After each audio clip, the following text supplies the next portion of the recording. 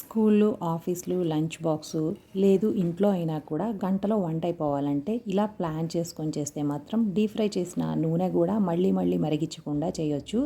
నేనైతే పూరి చేద్దామని deep fry చేయాలి అనుకున్నప్పుడు మాత్రం కంపల్సరీ ఏ కర్రీస్ చేయాలో దానికి కావాల్సిన వెజిటేబుల్స్ కూడా ముందు కట్ చేసి పెట్టుకుంటాను. ఇక పూరి కోసం గోధుమ పిండి మిక్స్ చేసి పెట్టాను.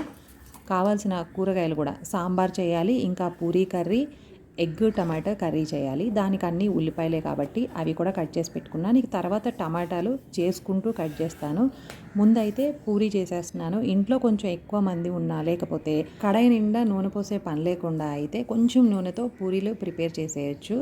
ఇక నేను అన్ని ప్యాన్లు పెట్టేసుకొని ఫస్ట్ అయితే పూరీ ఫ్రై చేసేయడానికి కొంచెమే ఆయిల్ వేసుకున్నాను. స్టీల్ది అండ్ బాటమ్ ఫ్లాట్గా ఉంది కాబట్టి మనకి పూరి ఫస్ట్ వేసినప్పుడు మునుగుతుంది. నూనెలో అడుక్కి వెళ్ళిపోయి పూరి మునుగుతుంది కాబట్టి చక్కగా పొంగుతుంది.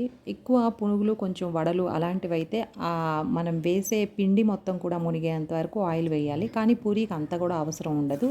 ఇంకా మనం రౌండ్గానే చేయాలి, పెద్దవి చేయాలి అంటే కూడా ఎక్కువ ఆయిల్ వేయాల్సి వస్తుంది. అందుకని నేను పెద్దది చపాతీ చేసేసి షేప్స్గా కట్ చేస్తాను. మన ఇష్టం, ఇంకా పిల్లలు డిఫరెంట్గా కావాలంటే చక్కగా అలా కూడా కట్ చేసుకోవచ్చు. ఇలా 4గా కట్ చేస్తే పని కూడా ఈజీ అయిపోతుంది. పిల్లలు కూడా కొంచెం రెక్టాంగిల్ అని, స్క్వేర్ అని, ట్రయాంగిల్ అని ఇలా ఉన్నాయి కాబట్టి వాళ్ళు కూడా డిఫరెంట్ షేప్స్ అని ఇష్టపడి కూడా తింటారు. చూసారు కదా, జస్ట్ పూరి ముందు ఆయిల్లోకి వెళ్ళిపోతుంది. మనం ప్రెస్ చేయగానే చక్కగా పొంగి పైకి వచ్చేసిద్ది. ఇలా పూరీలన్నీ పొంగుతాయి, ఎక్కువ నూనె అవసరం ఉండదు. పూరీలు మొత్తం ఫ్రై చేయడం అయిపోయిన తర్వాత స్టవ్ మాత్రం ఆన్లోనే ఉంచేసి నూనె ఆల్రెడీ 2 కర్రీలు చేయడానికి బౌల్స్ పెట్టుకొని ఉన్నాం కాబట్టి వాటిల్లోకి సరిపడా నూనె తీసేస్తాను. ఇంకా కొద్దిగా నూనె ఉంటుంది, దాన్ని దోశలకు వేసేటప్పుడు పైన స్ప్రెడ్ చేసుకోవడానికి ఈ నూనె మళ్ళీ రీహీట్ చేయకుండా అలా అయితే వాడతాను. ఇంకా చాలా తక్కువ నూనె పడిద్ది, ఎందుకంటే పూరీలు చేసినప్పుడు కడాయి మొత్తం కూడా ఆయిల్ అంతా అబ్జర్వ్ అయి ఉండిద్ది.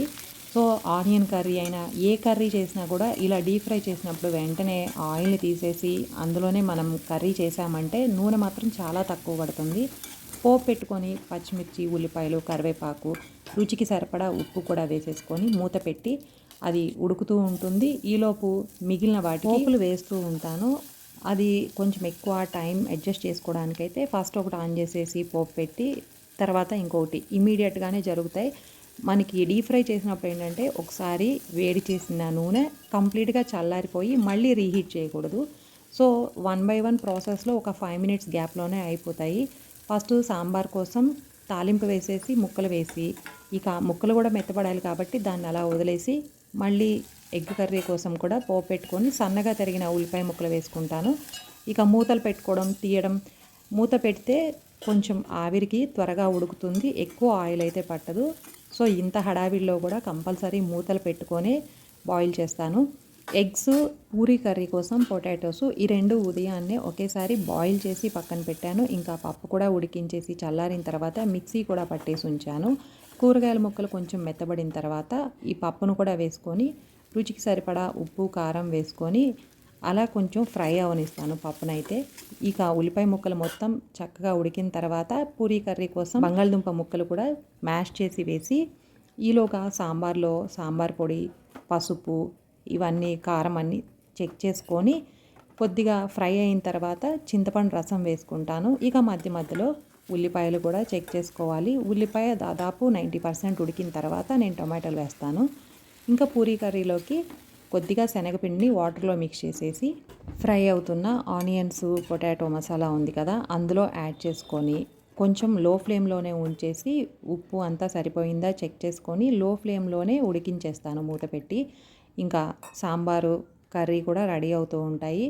పూరీలు ఒకటి మాత్రం ఆరిపోయి ఉంటాయి, కానీ ఇవన్నీ అయ్యేలోగా కొంచెం మనకి 2 ఒకేసారి వేడిగా కావాలంటే మాత్రం అవ్వదు, ఎందుకంటే మనకి టైం సేవ్ అయ్యిద్ది అండ్ హీట్ చేసిన నూనెని మళ్ళీ వాడకుండా ఉంటాము. ఇలా కావాలంటే మాత్రం కంపల్సరీ నేను పూరీలు ముందు చేసి పెట్టేస్తాను. బట్ అవి పొంగినవి ఆరిపోవడం కానీ అలా ఉండకుండా సపరేట్గా పెట్టామంటే పొంగినవి అలానే ఉంటాయి, పిల్లలకు కూడా చూడడానికి తినడానికి ఇష్టంగా ఉంటాయని.